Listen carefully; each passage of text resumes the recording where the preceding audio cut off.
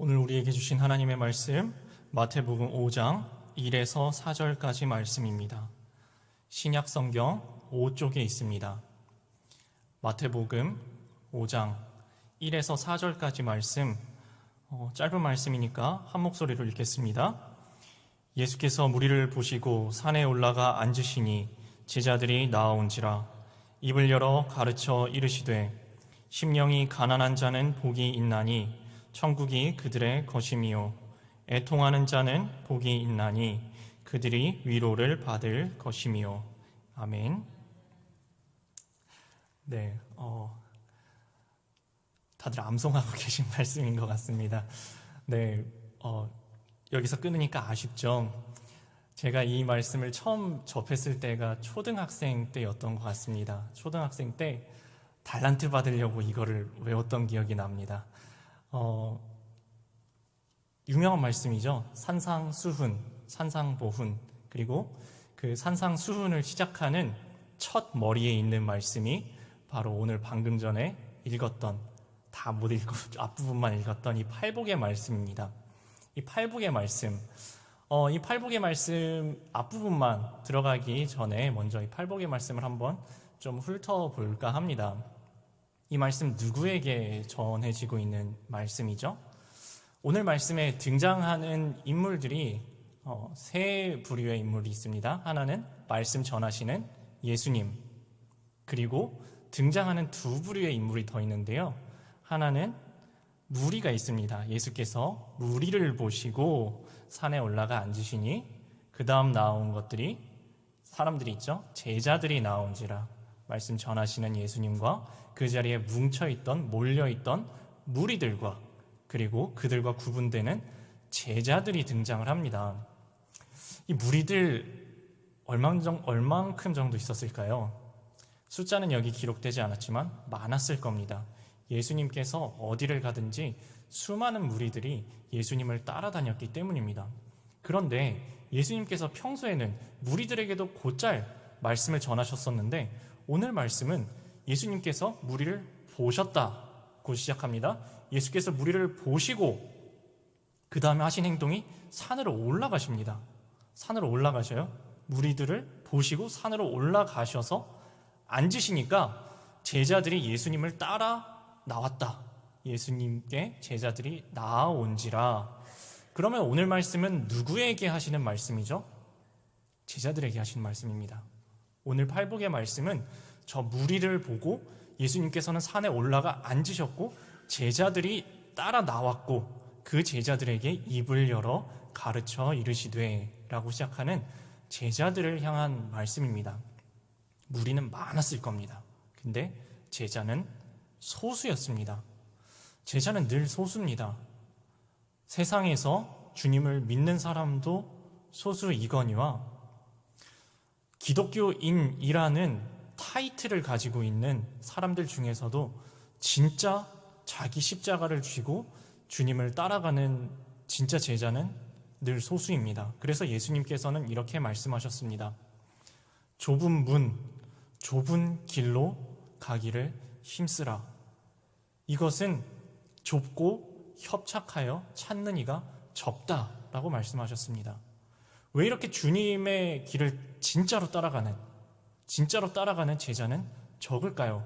아니 주님께서 5,000명 먹이실 때는 진짜 5,000명이 있었고 4,000명 먹이실 때는 4,000명이 있었는데 그런 놀라우신 일 행하실 때 무리는 정말 많았는데 여기도 무리가 등장을 하는데 왜 제자는 적을까요? 오늘 말씀에 팔복에 당장 답이 나옵니다. 심령이 가난한 자, 애통하는 자, 온유한 자, 의에 줄이고 목마른 자, 긍휼히 여기는 자, 마음이 청결한 자, 화평하게 하는 자, 의를 위하여 박해를 받는 자, 그들에게 복이 있다고 하시는 이 말씀 어떻게 들리세요? 세상에서 이야기하고 있는 질서와 부합하나요? 아니면 정반대의 이야기를 하고 있나요?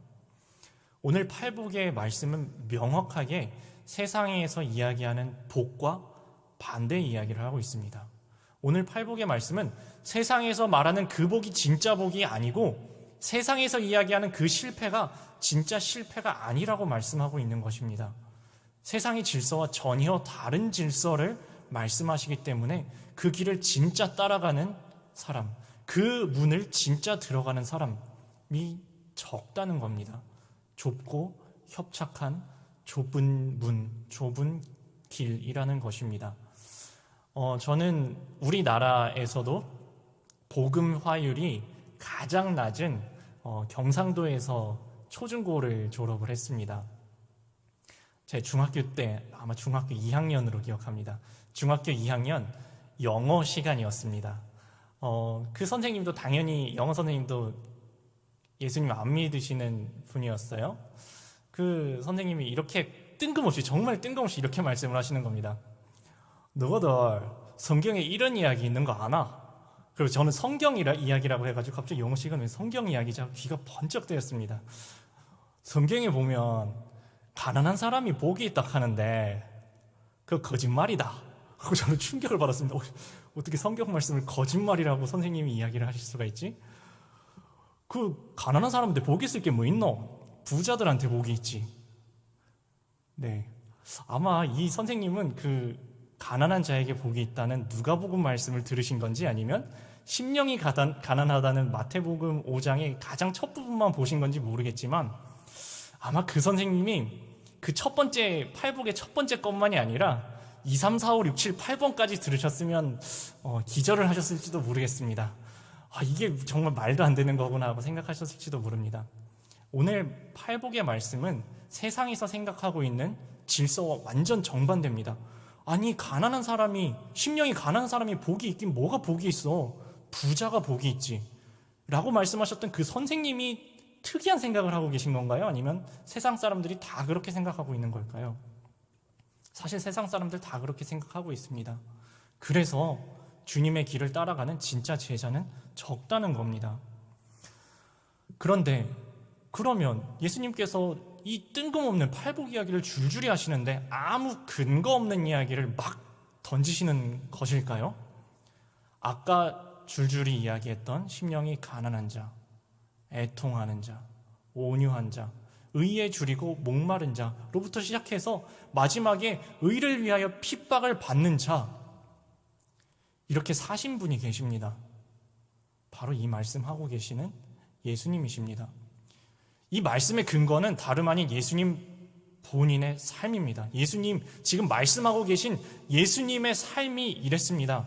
예수님께서 심령이 가난한 자로 사셨습니다.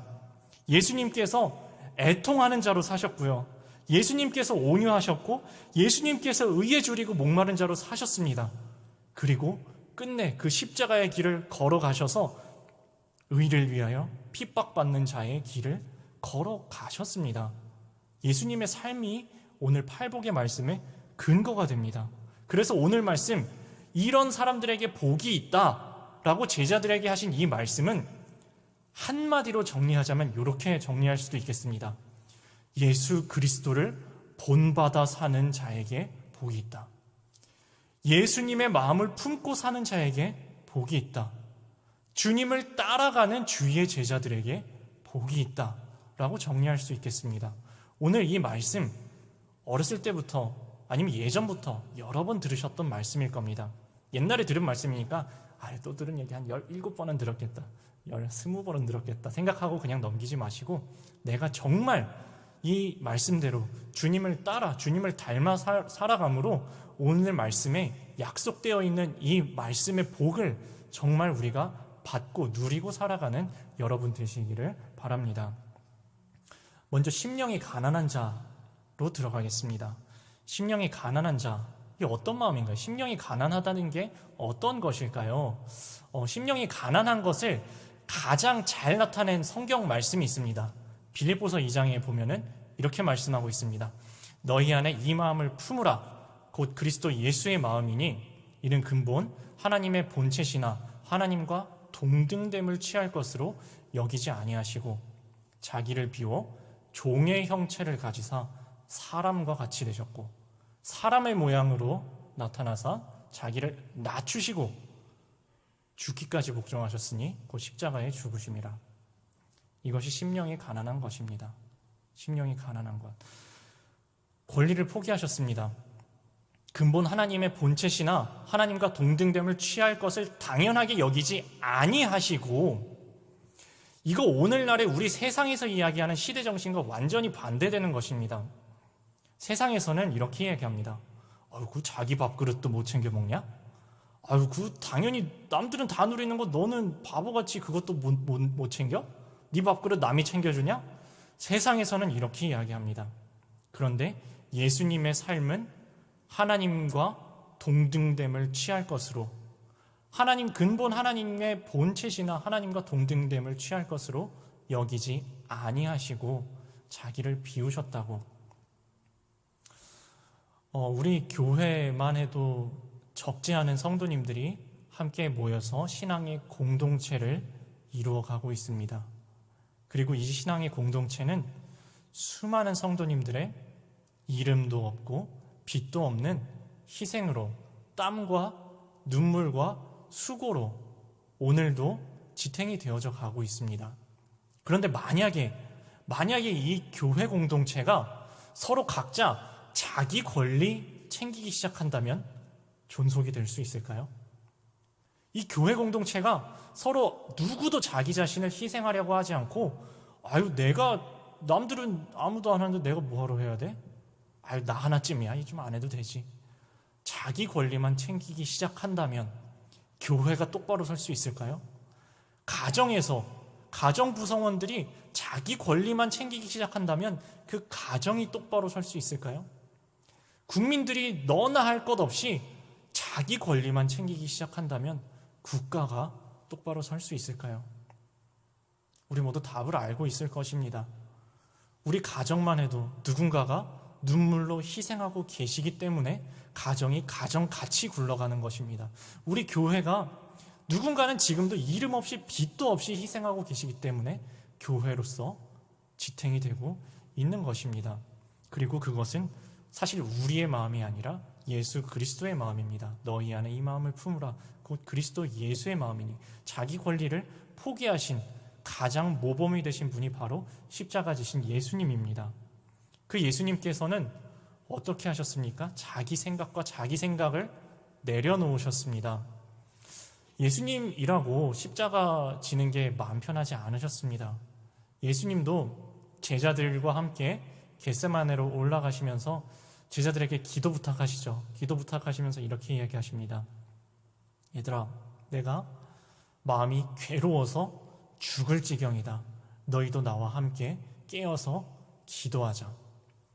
나아가셔서 이렇게 기도하시죠. 아빠, 아버지여, 할 수만 있거든 이 잔을 내게로부터 옮기시옵소서. 그러나 내 뜻대로 마시고 아버지의 원대로 되기를 원하나이다. 내 생각과 내 욕심, 내가 바라는 것을 내려놓으시는 것이 예수님의 마음이었습니다. 그리고 그 길을 겸손하게 순종으로 걸어가셨습니다. 이것이 그리스도의 마음입니다. 그리스도의 마음, 심령이 가난한 마음. 심령이 가난한 마음, 이 예수님의 마음을 딱 듣고 있자 보면은 마음이 숙연해집니다. 그리고 한편으로는 이런 생각도 듭니다. 아니, 예수님이니까 그렇게 하셨지, 내가 어떻게 그러지? 나는 못할 것 같은데 내가 어떻게 그 길을 걸어갈 수 있을까? 하는 생각이 저부터도 듭니다. 맞습니다. 이 길은 내 능력과 내 의지와 내 노력으로 걸어갈 수 있는 길은 아닙니다. 이 길은 내가 내 마음속에 내 욕심과 내 노력으로 할 수 있는 것이 아니라 성령이 우리 안에 살아 역사하실 때만, 성령께서 우리 가운데 충만하게 임재하셔서 살아 역사하실 때만 걸어갈 수 있는 길입니다.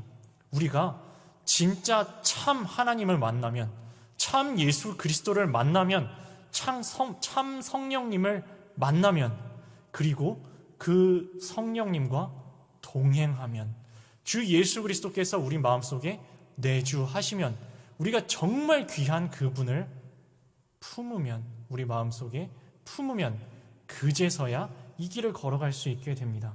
진짜 귀한 거를 붙잡으면 옛날에 귀하게 생각했던 것을 버리게 되는 것입니다.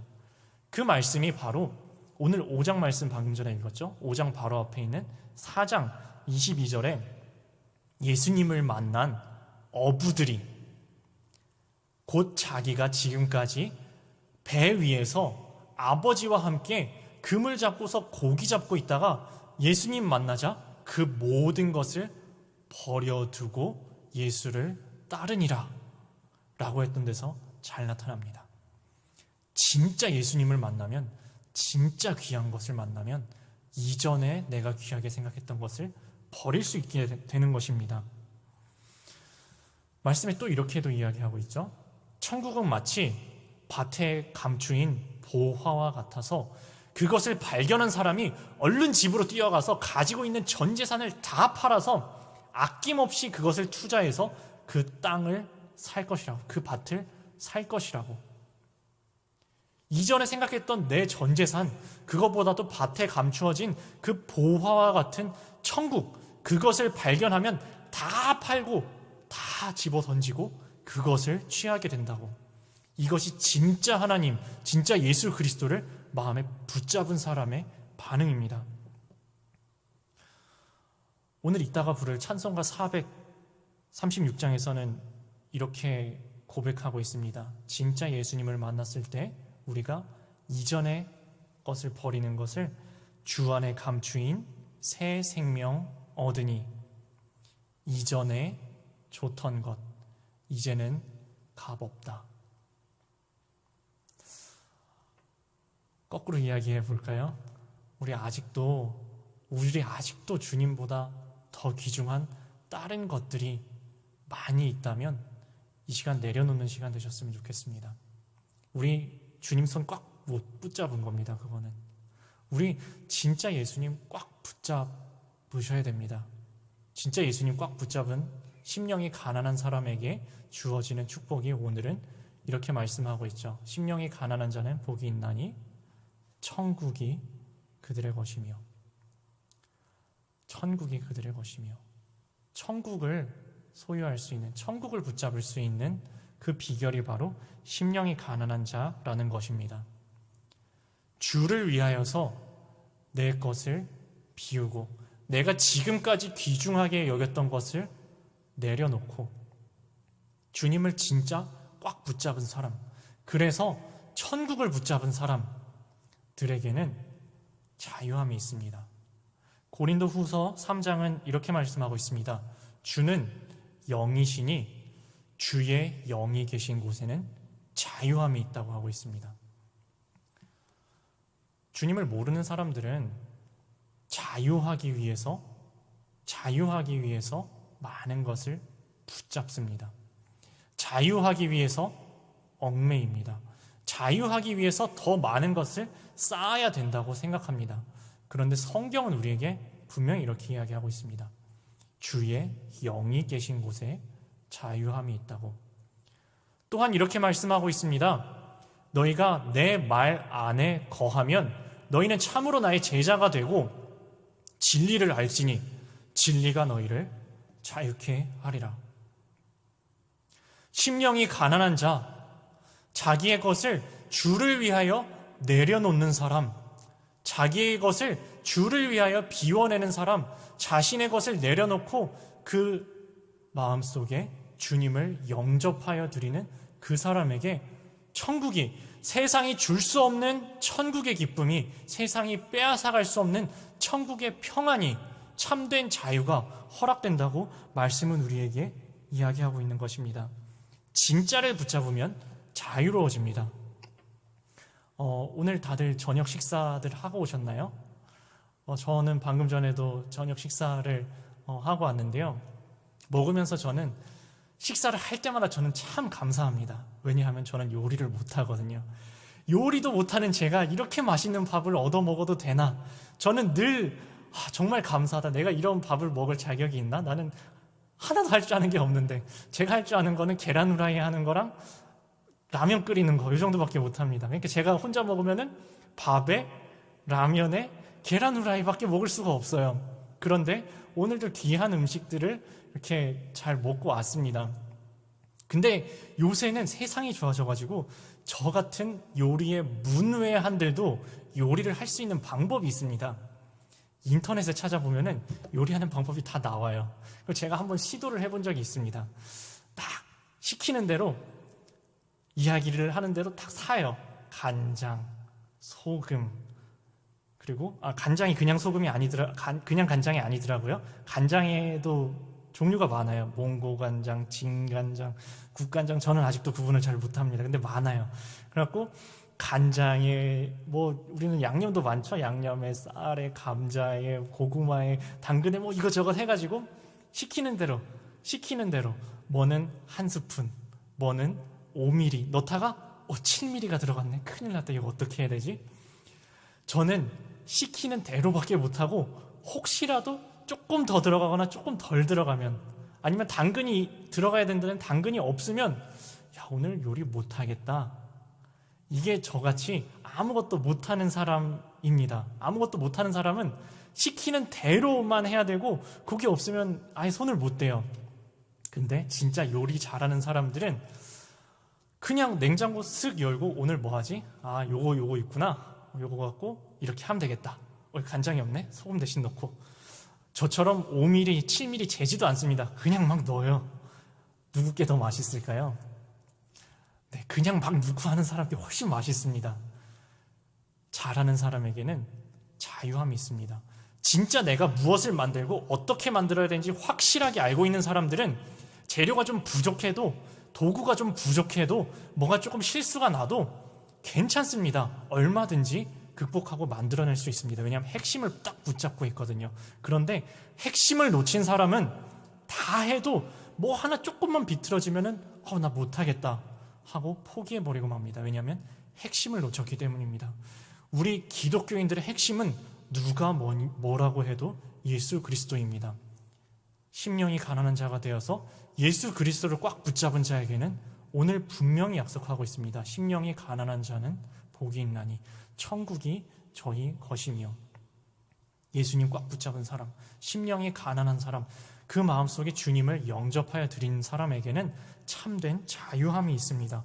무엇을 해도 염려하지 않고 높은 산이나 거친 들이나 초막이나 들판이나 주 예수와 동행하니 그 어디나 하늘나라 되는 것을 누리며 살 수 있는 것입니다. 우리 마음에 주님을 향한 공간이 있습니까? 우리 마음속에 주님을 위한 비어진 자리가 있습니까? 주님께서 우리 마음을 두드리시는데 우리 마음속에는 주님을 위한 자리가 비어져 있습니까? 없으시면 이 시간 만드시기 바랍니다. 꽉 차 있으면 내버리셔야 됩니다. 심령이 가난한 자는 복이 있나니 천국이 저희 것이며 입니다. 그리고 그 다음 나타나는 말씀은 애통하는 자에 대한 말씀입니다. 애통하는 자에게 복이 있다. 아니, 심령이 가난한 자에게 복이 있다고 하는 것만큼이나 충격적입니다. 아니, 웃는 사람한테 복이 있지, 깔깔거리고 하하하고 웃는 사람에게 복이 있지, 무슨 애통하는 자에게 복이 있나? 성경에서는 여러 가지 애통하는 것, 여러 가지 눈물에 대해서 이야기를 하고 있는데요. 오늘 복된 눈물에 대해서 제가 4가지 성경에서 찾아왔습니다. 첫 번째는 회개의 애통함입니다. 느헤미야 8장 8, 9절에서는 이렇게 말씀하고 있습니다. 하나님의 율법책을 낭독하고 그 뜻을 해석하여 백성에게 그 낭독하는 것을 다 깨닫게 하니 백성이 율법의 말씀을 듣고 다 우는지라. 열왕기하 22장 19절에서는 율법책을 발견한 요시야 왕이 하나님의 율법 앞에 통곡하고 울었던 거에 대해서 이렇게 말씀하고 있습니다. 내가 이곳과 그 주민들에 대하여 빈터가 되고 저주가 되리라 한 말을 내가 듣고 마음이 부드러워져서 여호와 앞 곧 내 앞에서 겸비하여 옷을 찢고 통곡하였으므로 나도 내 말을 들었노라. 여호와가 말하였노라. 이것이 회개의 눈물, 회개의 애통함입니다. 우리 이 애통함이, 회개의 애통함이 우리에게 있습니까? 혹시 회개의 애통함을 느꼈던 적이 너무 예전 일은 아니신가요? 10년 전, 혹 20년 전은 아니신가요? 우리에게 지금도 회개의 애통함, 주여 나는 죄인입니다. 저를 불쌍히 여기소서. 애통하는 심령이 있으신가요? 없으시다면 지금 이 시간 회복의 시간 되시기 원합니다. 우리 기독교 신앙의 출발이 바로 회개, 애통함입니다. 나는 죄인입니다. 주여 저를 불쌍히 여기소서. 저는 주님 없이는 한순간도 살아갈 수 없는 죄인입니다. 나를 불쌍히 여기소서. 주 앞에서 옷을 찢고 마음을 찢고 애통하는, 통곡하는 요시야 왕과 같은 우리 회개에 애통하는 마음이 주님 앞에 필요한 순간입니다. 또한 애통함은 이런 애통함이 있습니다. 중보 기도의 애통함. 예수님께서 십자가를 지고 가실 때에 예루살렘의 여인들이 예수님 때문에 마음 아파서 웁니다. 가슴치며 통곡합니다. 그때 예수님께서 이렇게 말씀하시죠. 나를 위하여 울지 말고 너와 너의 자녀들을 위하여서 울라.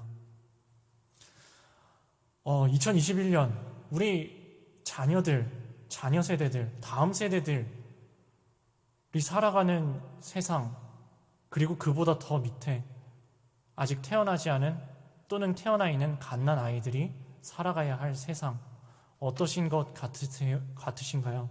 어떤 것 같으신가요? 저는 중고등부를 담당하고 있습니다. 아이들 이야기를 들어보면은 한 해 한 해가 다르게 아이들의 신앙 지키는 것이 너무너무 어려워져 가고 있는 것을 뼈저리게 통감합니다. 아니 3년 전에만 해도 이 정도 아니었는데, 5년 전에만 해도 이 정도 아니었는데 세상이 너무 빨리 바뀌고 있고요. 그리고 그 변화의 내용들은 아이들이 신앙을 빼앗아가는 것이 점점 늘어납니다. 신앙 지키는 게 그냥 기본적인 말씀 보고 예배하고 기도하고 찬양하고, 이게 점점 어려워집니다. 점점 어려워집니다. 세상에서는 예배드리고 교회 나가고 기도하고 예수님을 믿는 것 자체를 점점 더, 옛날에도 그랬지만 점점 더 우습게 생각하고, 아이들은 예수 믿는 것을 점점 더 귀중히 여기지 않게, 문화가 그렇게 계속 바뀌고 있습니다. 우리 자녀들을 위해 울어야 됩니다. 다음 세대를 위해 울어야 됩니다. 우리 아이들이 교회 돈이 없어서 주일학교가, 중고등부가 안 되지 않습니다. 프로그램이 없어서 아이들이 안 되지 않습니다. 교회 자기들을 위해서, 우리 아래 세대를 위해서, 다음 세대를 위해서 눈물 흘리는 아이들을 위해서 애통하는 중보 기도가 없으면 아이들 못 섭니다. 신앙으로 똑바로 설 수가 없습니다. 우리 아이들을 위해서, 자녀들을 위해서, 자녀 세대를 위하여서, 손자 세대를 위하여서 눈물 흘리며 애통하며 기도하셔야 됩니다. 정말 세대가 점점 악해지고 있습니다. 아이들을 위해서 꼭 기도해 주시기를 부탁드립니다. 이 중보 기도에 애통하는 마음은 예수님의 마음이고 또한 성령님의 마음이기도 합니다. 말씀에서 이렇게 이야기하고 있죠. 우리가 마땅히 어떻게 기도해야 할지도 알지 못하지만 성령께서 말할 수 없는 탄식으로 우리를 위하여서 대신 간구하신다고. 이 중보 기도에 말할 수 없는 탄식으로 중보하는 중보 기도에 애통하는 눈물은 바로 주님의 마음입니다. 우리 이 주님의 마음 품고서 애통함으로 나 자신을 위해서도 물론 기도하지만 다른 사람을 위하여서 중보 기도하는 우리 성도님들 다 되셨으면 좋겠습니다. 세 번째 애통함입니다. 이웃과 함께하는 애통함입니다. 말씀에서 또한 이렇게 이야기하죠. 즐거워하는 자들과 함께 즐거워하고 우는 자들과 함께 울라. 우는 자들과 함께 울라. 우리 너무 무감각해진 것 아닌가요? 남들이야 불행해지든 말든, 예수님을 떠나든 말든, 심지어는 남들이야 죽든 말든, 우리 너무 무감각해져 있는 거 아닌가요? 우리 즐거워하는 자들과 함께 즐거워하고 우는 자들과 함께 울라고 하셨던 주님의 마음 회복해야 합니다. 마지막 눈물입니다. 충성의 눈물입니다. 주를 위하여 충성하는 것을 성경 말씀에 이렇게 표현하고 있습니다. 눈물을 흘리며 씨를 뿌리는 자는 기쁨으로 단을 거두리로다. 울며 씨를 뿌리러 나가는 자는 정녕 그 기쁨으로 그 단을 가지고 돌아오리로다. 복음의 씨앗 심어 보셨나요? 복음의 씨앗 심는 것이 쉬우시던가요? 어려우셨을 겁니다. 복음 전하시다가 눈물 흘려 보셨나요? 다른 영혼을 위하여서, 나 위해서 말고 다른 영혼을 위하여서 눈물로 씨앗을 뿌려 보셨나요? 충성의 눈물입니다. 그리고 성경 말씀은 분명히 이렇게 약속하고 있습니다. 눈물로 씨를 뿌리는 자는 기쁨으로 거두리로다. 울며 씨를 뿌리러 나가는 자는 정녕 기쁨으로 그 단을 가지고 돌아오리로다. 이것이 바로 애통하는 자는 복이 있나니 위로를 받을 것이며, 이 위로를 받을 것이며가 개역개정에서는 애통하는 자는 복이 있나니 위로를 받을 것이며라고 되어 있는데요, 세 번역에 보면은 애통하는 자는 복이 있다, 하나님께서 그들을 위로하실 것이다 라고 기록되어 있습니다. 하나님께서 위로하심이 주 안에서 주를 위하여 충성함으로, 이웃과 함께 동행함으로, 중보 기도함으로, 회개로 애통하고 눈물 흘리는 여러분들에게 주님의 위로하심이 함께 하실 줄로 믿습니다. 오늘 긴긴 팔복의 말씀 사실 다 하고 싶었는데 짧은 앞에 부분밖에 다루지 못했습니다. 심령이 가난한 자는 복이 있나니 천국이 저희 것이며, 애통하는 자는 복이 있나니 위로를 받을 것이며, 이 복의 말씀이 늘 듣던 익숙한 말씀이라서 그냥 지나쳐버리는 것이 아니라 마음에 품고 주님을 따라가는 제자로서 우리가 누릴 수 있는 정말 우리의 복이 되시기를 주님의 이름으로 축원드립니다. 함께 기도하시겠습니다. 사랑의 주님, 감사합니다. 저희가 그 수만 턴 무리가 아니라 주의 제자 되기 원합니다. 주의 마음 품고 주와 동행하며 주님을 따라 걸어가며 주를 닮아가는 주의 제자 되기 원합니다. 그리하여서 우리가 심령이 가난한 자로, 또한 애통하는 자로 주께서 약속하셨던 그 약속의 축복을 우리 삶 속에서 받아 누리는 참 그리스도인 참 제자 되기를 원합니다. 주님, 저희에게 그 복 허락하여 주시옵소서. 예수님의 이름으로 기도했습니다.